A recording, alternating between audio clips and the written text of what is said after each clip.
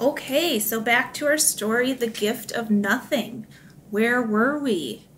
Oh, yes, that's right. Mooch had been shopping, trying to find nothing, but as far as he could tell, nothing was not for sale. So Mooch went home and sat on his pillow and just stayed still, as cats often do. And not looking for it, he found nothing. So he went and got a box and put nothing in it. Then Mooch thought, maybe Earl deserves more than this. So he got a bigger box. Now that's plenty of nothing. For me? Said Earl. Mooch, you didn't have to get me anything. Who told him? Thought Mooch. Earl opened Mooch's gift. There's nothing here, said Earl. Yes, said Mooch, nothing. But me and you. So Mooch and Earl just stayed still and enjoyed nothing and everything.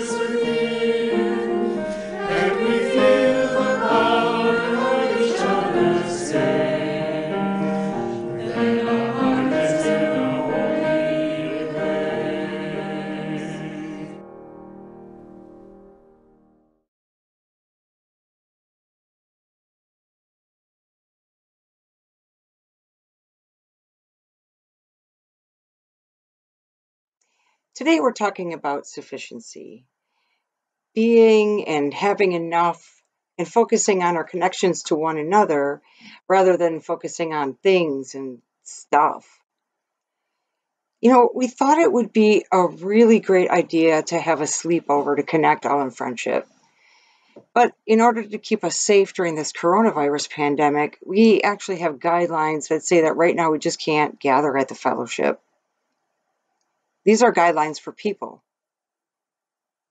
However, careful scrutiny of our safety policy reveals that there are no such restrictions for stuffed animals. Well, this is all we needed to plan our own stuffy sleepover. This is a phenomenon that is sweeping the UU world right now. Our Source Horses hosted the big event on Friday, November 20th, and it was just a really wonderful evening of fun and fellowship. I'd like to guide you through our time together. So while waiting for everyone to arrive, we played the name game as an icebreaker and in order to be sure that we knew everybody's name and everybody's pronouns. Well, of course, the game got more and more difficult as we added to the circle. The real evening's kickoff began when everybody gathered together for our chalice lighting and to share joys and concerns. It really just set the tone of caring community. Some shared joys that were about being happy to be together and opportunities to make new friends. And there were several mentioned concerns that they hoped that their humans at home were not missing them too much. I just thought that was so sweet. After the chalice lighting, it was on to free choice activities. The Source horses led the horseback riding workshop, and they were really excited to give rides for everyone who was interested. So you can see here, Simba is just unnatural. First-time rider Elmo did really very well. He really caught on quickly. And here, skillful at no hands riding, baby Leo really showed off his technique. Another popular choice was the train table. All aboard! The Play-Doh table was a lot of fun. We see here Howler and Rabbit collaborated on a Play-Doh, I want to say, is that a snowman? Well, anyway, great cooperation, you two. These three new friends had a lot of fun in the puzzle area. Mr. Llama's bird's eye view was a real asset in finding just the right pieces. It was just so much fun watching them work together. Well, we're going to stop here for now and come back to our stuffy friends and our sleepover in a few minutes. Right now, we're going to hear from Catherine about gratitude. Good morning. Every year around this time, as we find gratitude practices suddenly front and center, I find myself reflecting more deeply on the different forms that gratitude can take. So many of the practices popular this time of year like to focus on simply naming the big things in our lives for which we are grateful, our families, friends, pets perhaps.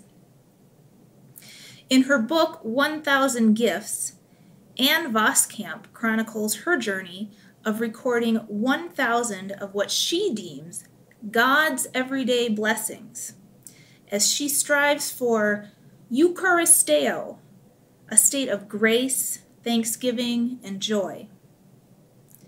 Now, despite our differing theologies, I love her book and her beautiful observations of the leafy life scent of the florist's shop, or simply crackle in fireplace, as they remind me to cherish the beauty in the details. In her book, Anne Voskamp doesn't just explore the everyday blessings, but takes a deep dive into how we might find gratitude even in the face of challenge and sorrow. As a devout Christian, she looks to her faith in God and her trust that there is a bigger plan in place that she simply cannot grasp.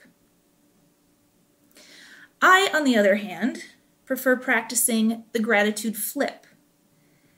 This is when you actively take a negative situation or thought and flip it into something for which you are grateful. At its most basic, this would mean having gratitude despite your struggle. But a true flip finds gratitude within the struggle. For example, when feeling tired and frustrated with all that has been happening this year, you might start by flipping it to, this year has been difficult, but at least I still have my job. Or at least my kids are okay. To fully flip negative thoughts about this year, you might think, I am grateful for this year bringing me closer to my family, or for teaching me the importance of slowing down. It may feel like this ignores or minimizes the struggle, but I believe we can both honor our struggle while also gaining strength from transforming our thoughts in this way. Voskamp writes, quote, I only deepen the wound of the world when I neglect to give thanks for all the good things. How does it save the world to reject unabashed joy when it is joy that saves us? Rejecting joy to stand in solidarity with the suffering doesn't rescue the suffering. The converse does. The brave who focus on all things good and all things true, even in the small, who give thanks for it and discover joy even in the here and now. They are the change agents who bring fullest light to all the world. When we lay the soil of our hard lives open to the rain of grace and let joy penetrate our dry and cracked places, let joy soak into our broken skin and deep crevices, life grows. End quote. As we approach this holiday season that looks like none that have come before, I acknowledge the sadness that I feel for not being able to gather with my family that I haven't seen for many months, but move forward with gratitude for the people with whom I am able to share my time and space, for the new creative ways that I'm finding to connect this holiday season, and for the deeper appreciation I have for each precious moment spent with my loved ones. Thank you. Okay, we're going to pick up at stuffy chapel time. Simba was so excited to help Reverend Christina light the chalice. It was his first time. We did have a moment where we needed to review proper sanctuary behavior. Elmo needed a reminder to make good choices, but he did redeem himself by doing an excellent job ringing the singing bowl. There were so many great guesses about what was in the Wonder Box, but nobody guessed it. It's a marshmallow. Well, marshmallows are soft and delicious, and they're really great for sharing with friends. This is Reverend Christina showing all that we have our hand chalices with us wherever we go. We're UUs no matter where we are. Her message about how we are a community no matter if we can be together or not really hit home. From the chapel, we moved on to snack time. Aha! The marshmallow in the Wonder Box makes so much more sense now. What if we try to roast them by the fire in the legacy room? Turns out it was a good idea, but it didn't really work. But there was some time for some really great conversation and bonding while sitting in front of the fire. Not to worry, though. We've got a new idea. On to the kitchen. Of course, we tried to be safe, so everybody lined up for hand sanitizer before hot cocoa. Chuwali loved that Swiss Miss. Barry was in charge of passing out marshmallows, which was probably a really good job for him, since he could sneak in a few for himself. We saw that, Barry. Reverend Christina goes for the marshmallow first. Wait, there's popcorn too? Time to pig out. Miss Eve and I enjoyed the popcorn and our time with our friends. With tummies full and silliness about to set in, it's time to settle down for bed. Miss Eve read a bedtime story. And most of our stuffy friends were pretty tired, but Barry and baby Leo had a hard time settling down. So time for rest now, you two. Good night, friends. It was a wonderful evening together, and we look forward to the time when we can gather in person. But we hope that you enjoyed seeing those connections formed by our stuffy friends in our beautiful building. Being UUs, connections with each other is what it's all about. Thank you, Miss Kim, for showing us all the fun that the stuffed animals had at the Stuffy Sleepover. That was a lot of fun. So, when I was in seminary, studying to become a minister, I worked several part-time jobs to earn money. And one of those was as a nanny, like a babysitter for 2 kids, ages 6 and 8.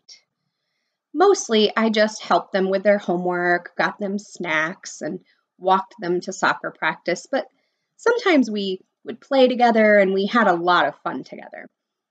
And one of the things that we enjoyed was playing games on my tablet, my iPad, a favorite of which was this pottery wheel simulation where you could spin clay pots and fire them in the kiln and then decorate them.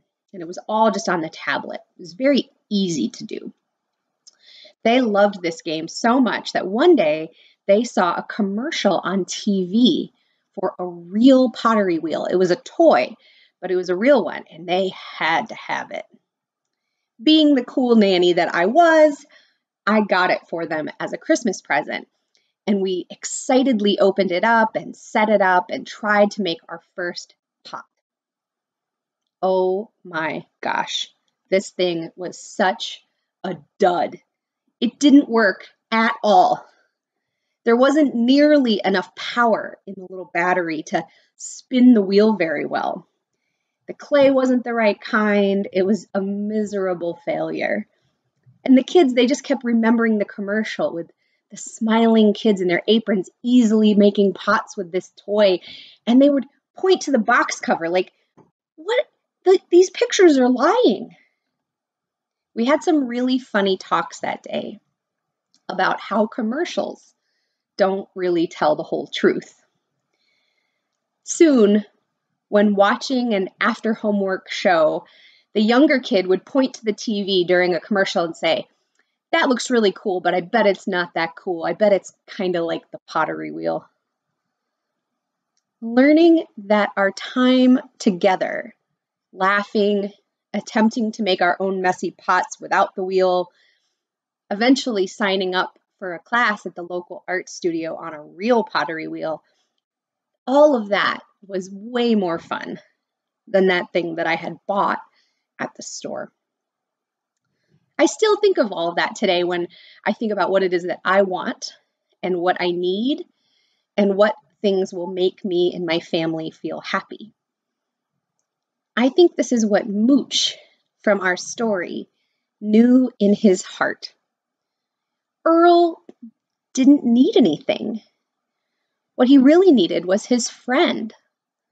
What a very wise cat. As Catherine said in her reflection, true gratitude comes when we can center ourselves in what we already have, where we can find joy, and not just in spite of hardship, but sometimes because of it. I will add to what Catherine said, what I call the power of the grateful and. The grateful and. It goes like this. I'm really sad we can't be with our family this year at Thanksgiving. And I'm grateful for food, health, and Zoom so I can still see my family's faces. I'm worried about people getting sick. And I'm grateful for all the amazing healthcare workers and scientists who are helping our community. And I'm grateful for a vaccine on the horizon. Oh my gosh, I'm so exhausted from trying to manage work and kids and virtual school. And, wow, I'm grateful that I'm employed and that I have these beautiful children. This practice of the grateful and is not about dismissing our hard stuff. It's about acknowledging the both and of life, of beauty and struggle, the whole of life. As one of our hymns says, that joy and woe are woven fine. We are cultivating sufficiency this month, knowing that we are enough, and that while new toys or gadgets are certainly fun, we might also want to think about what we have, what we need, and what kinds of connections might really make us feel whole. Remember, as we enter the season of darkness and cold and holiday celebrations, remember that you are enough and that you are so loved just as you are. Amen. And may it be so. Well, hey there, everybody. I'm Steve. What a great service we're having. I'm really grateful for that story, The Gift of Nothing. It reminds me of a song I just wrote. Well, oh, hey there, Allie. How are you? Hi, I'm good. How are you doing, Steve? I'm doing great. Do you want to hear my song? I sure do. It goes like this. I'm whole, I'm enough. Even when my life gets tough, I don't need anything.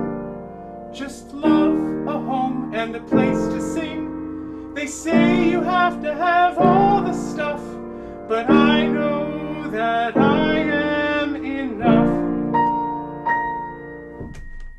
What do you think? That was lovely. I loved it. Well, great. Do you want to sing it along with me now? Yeah. Let's do it. We can teach everyone. It goes like this. I made a mistake. I practiced for hours. Steve. Practicing is good, but you don't need to be perfect. It's okay. Sometimes I mess up when I'm preaching, and that's okay. You make mistakes? Yeah. And it's okay? Yeah. And you're fine with that? Yeah. I'm fine with it because I'm whole, I'm enough. Even when my life gets tough, I don't need anything. Just love, a home, and a space to sing. They say you have to have all the stuff, but I know that I am enough. I see what you mean. Thank you so much for singing that with me, Allie. I think I understand now. So I don't need to be perfect, right? Because, well, let's all sing it together. I'm whole, I'm enough. Even when my life gets tough, I don't need anything. Just love, a home, and a space to sing. They say you have to have all the stuff, but I know that...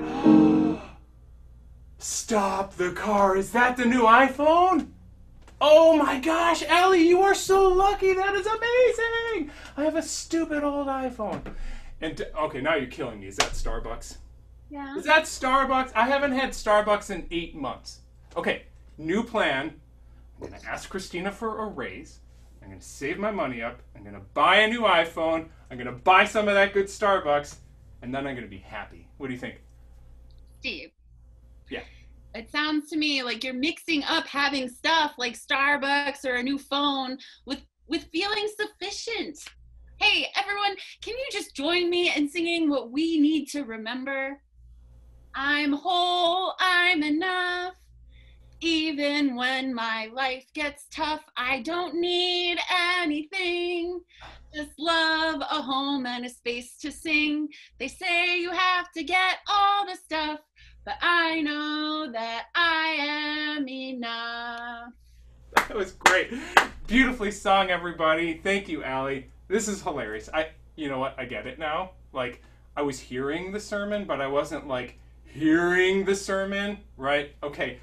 Wisdom achieved, level unlocked on the spiritual game, right? So, I get it now. Stuff you can buy and sell. Sufficiency, that's something you have to nurture from the inside. Thank you again. Adam, what we're going to do is we're just going to cut all that other stuff out, and we're just going to start it on this cue here so that it'll be nice and clean and perfect. Okay, thanks again, Allie. Goodbye. Have a great day. Whoa! What just happened?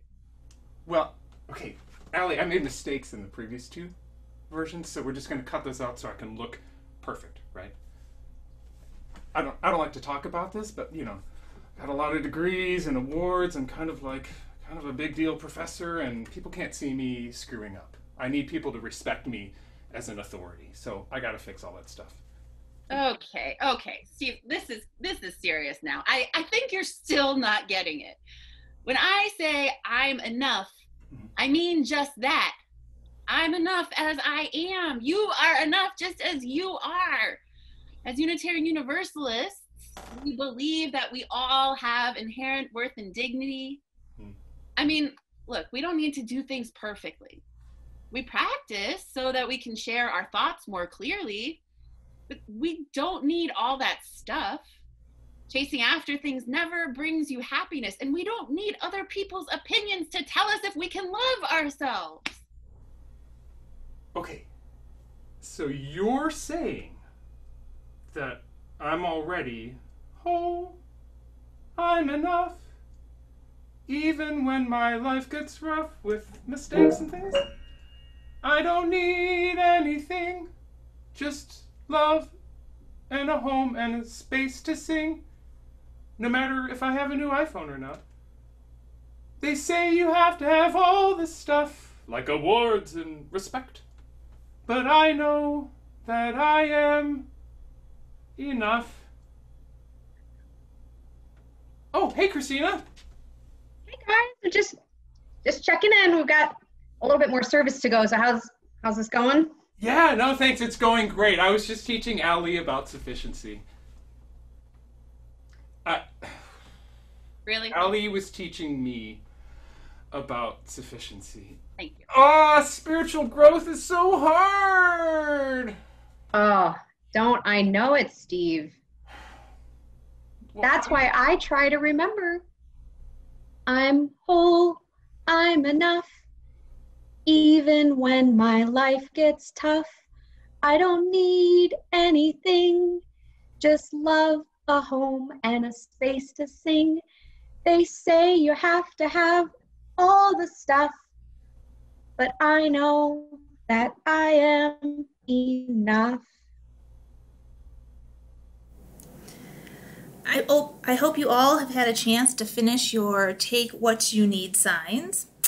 This one is mine. You can see it probably looks backwards in the camera, but I just made some nice bright colored letters and some nice decorations. And I have the words, since you probably can't read it, strength, patience, comfort, courage, love, acceptance, joy, peace, and forgiveness. I'd love to see yours. Can you hold them up to the camera? You can scroll through and see each other's screens if you want. Take a few moments to do that. But what I'm really hoping is that you will take your sign and post it somewhere where people can see it. Maybe you're in your own home, as a reminder to yourself and your family, or maybe on a tree or a telephone pole in your neighborhood or at work. Post it and then take a picture of your posted sign and send it to Reverend Christina.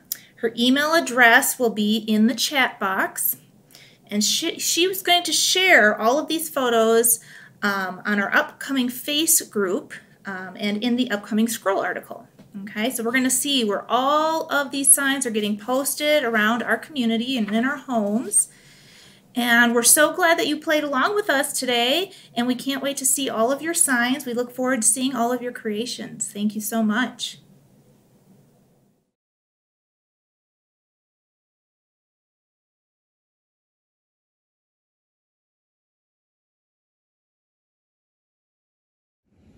Sharing our individual joys and concerns helps us uncover and cultivate new pathways forward. This becomes a collective process when we risk being open about our journey with one another. If you so choose, now is the time to type into the chat box any personal news you might wish us all to know. This gives us the gift of being able to celebrate, mourn, witness, and travel along with you. If you would like a one-on-one connection, I hope you will be in touch with me, and I can make sure that someone from the ministry team or the care team is available to spend some time with you. Anyone is also welcome to submit joys and concerns via our website or by emailing me or any member of our staff. We will include this news in our weekly email. Let us breathe into this shared silence, taking in and breathing out the hope and prayer and great spiritual truth that we have enough and that we are enough. May it always be so.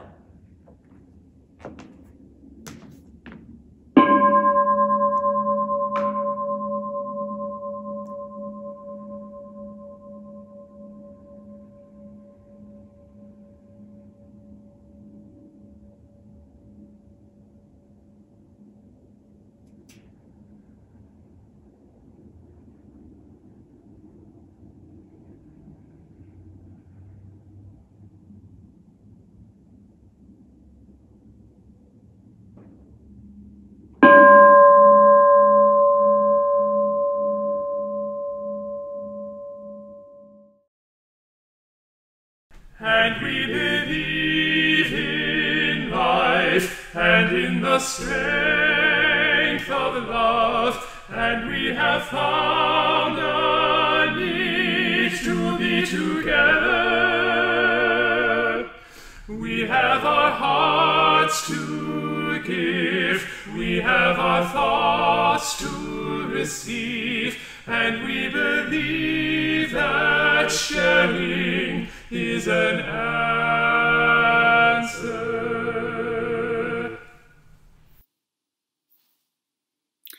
Each week we take time for generosity, remembering that the acts of giving and receiving are spiritual practices.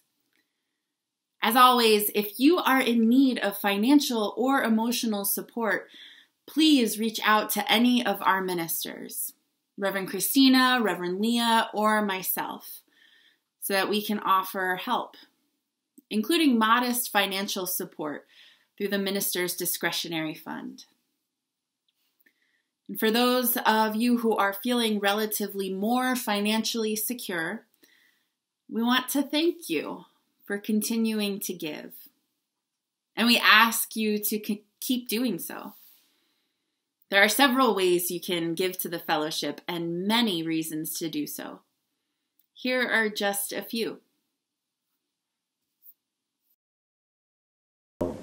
Hello, my name is Tina Main, and I'm a member of the Fox Valley Unitarian Universalist Fellowship. I'm coming to you today to talk about what I love most about the fellowship. This is really hard because I love everything about the fellowship, the people, the community, and all the ways that people reach out to make the world a better place.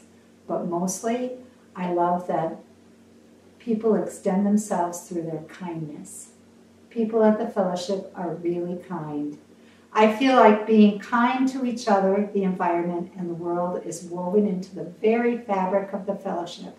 Rock on, people of the fellowship, and thanks for being here. I hope you've had some fun and meaningful moments this morning with us. I know I have. Before we extinguish our chalice and enjoy some time in breakout groups, here's a short message from your auction team and your fellowship staff.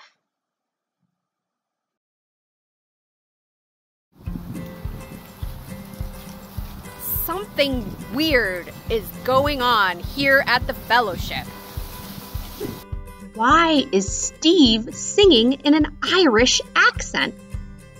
Maybe you're thinking 'tis magical, but sure there's no leprechauns here. What's wrong with Marie's flashlight?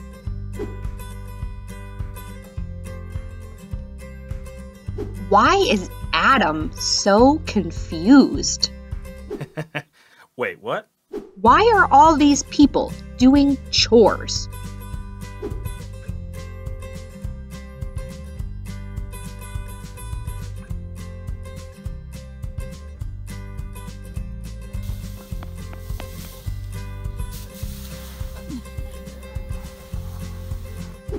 Is Allie all right? Allie?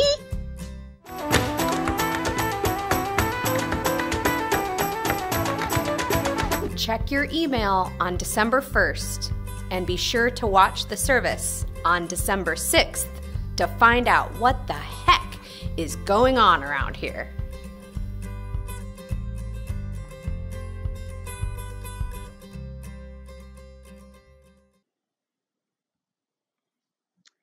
And now, as we come to the end of our service, we will extinguish our chalice flame, even as we still hold its light in our hearts. Please join me. As we extinguish this flame, let us go our ways with hope in our hearts, with our spirits renewed, and with a deeper understanding of life's mystery. Let us carry the light of compassion and commitment to build a better world.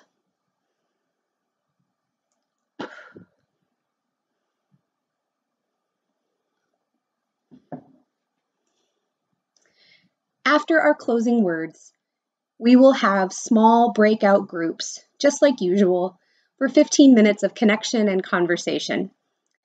In a moment, we will hear a short postlude song. If you do not want to participate in small group conversations, then please use that time to log off and leave this Zoom meeting. If you choose to stay, I encourage you to learn each other's names, pay attention to the timer in the corner of the screen so that everyone gets a chance to share. If you would like, it might be nice to share with each other the gifts that each of you hopes to offer the world, and the gifts that you really need right now. And with that, go in resilience, growing in strength. Go in sufficiency, remembering that you are enough. Go in peace, knowing that we embrace each other, even now, from a distance.